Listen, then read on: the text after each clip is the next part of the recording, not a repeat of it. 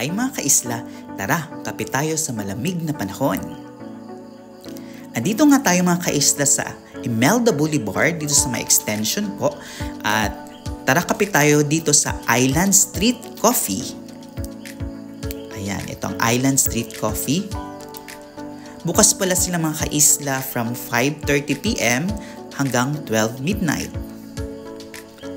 Bukod sa coffee, meron ditong mga crochet. Ayan, pwede kayong bumili.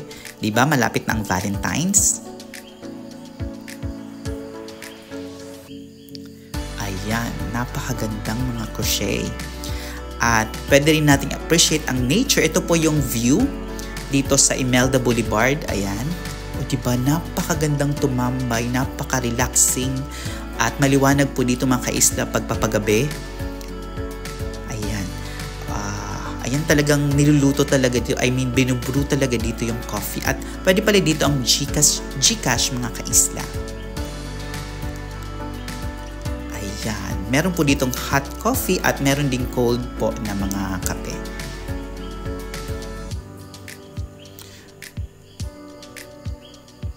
Ayan. Buhay content creator ulit. So, picture-picture muna or video-video muna bago tikman ang kape. Ayan, at dahil napakalamig ng panahon, ayan, tara, coffee tayo mga kaisla. Napakasarap. Ayan.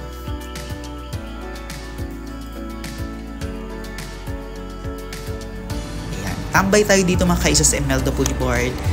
Try nyo po ang coffee nila. Thank you guys for watching.